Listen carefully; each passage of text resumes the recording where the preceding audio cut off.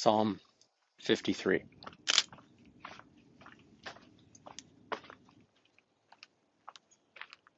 Fools say in their hearts, there is no God. They are corrupt. They commit abominable acts. There is no one who does good. God looks down from heaven on humankind and to see if there are any who are wise, who seek after God. They have all fallen away. They are all alike perverse. There is no one who does good. No, not one. Have they no knowledge, those evildoers, who eat up my people as they eat bread and do not call upon God? There they shall be in great terror, in terror such as has been never known. For God will scatter the bones of the ungodly. They will be put to shame, for God has rejected them. Oh, that deliverance for Israel would come from Zion. That the Lord, or when the Lord restores the fortunes of his people, Jacob will rejoice. Israel will be glad.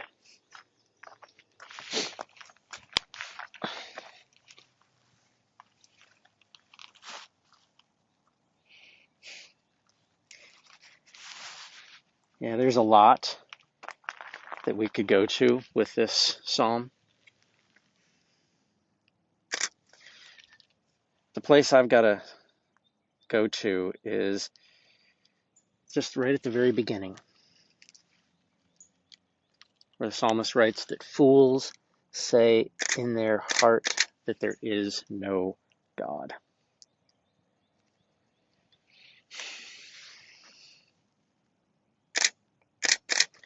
You know, in college, I was part of a group that college ministry that we had what was called an apologetics ministry, which was a group that we would study all the proofs and things about why we can say, definitively that the Bible is true, or that Jesus existed, or that God is there. And we would write letters to the school newspaper to counter some of the atheists who were writing in, and it was right alongside my Bible was a book called Evidence That Demands a Verdict. It was this thick tome of outlines and proofs and everything that could be used to counter any argument that someone could throw at you. Thing is, I've shared with several folks over the last several years is that in many ways I feel like now, almost 30 years past that time, that today I have more doubt in my life, but that my faith is far stronger and deeper than it ever has been.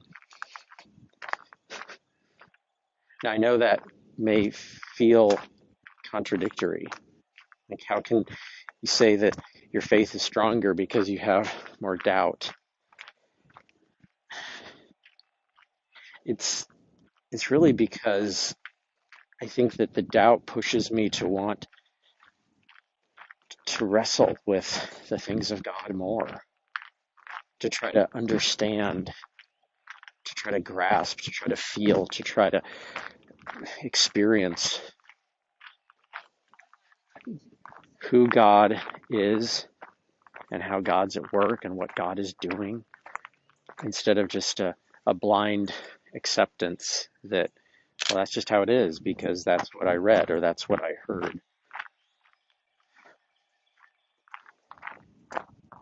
And I've come to a place to where I can understand why someone today would question, where is God? Who is God? Does God exist? And back in the day, I just kind of thought, oh yeah, they're just, closed-minded jerks or something like that.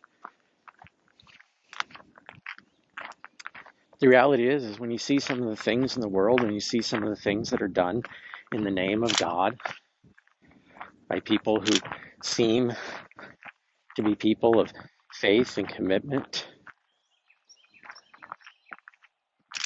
it's understandable why someone would say, I don't get it. Don't think so.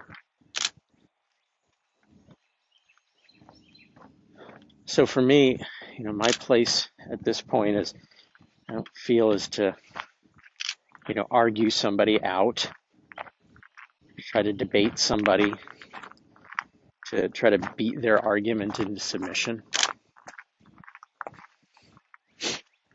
but instead to still just journey with them,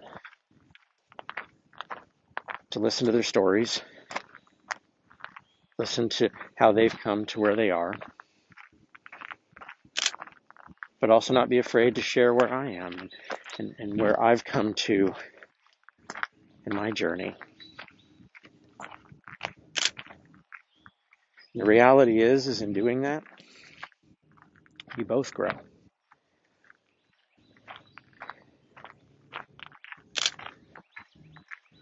But I could learn from the experience of somebody who has a very different worldview and perspective than I do.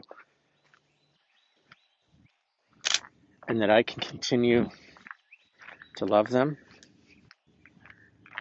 and care for them and see in them the same image of God that is in me.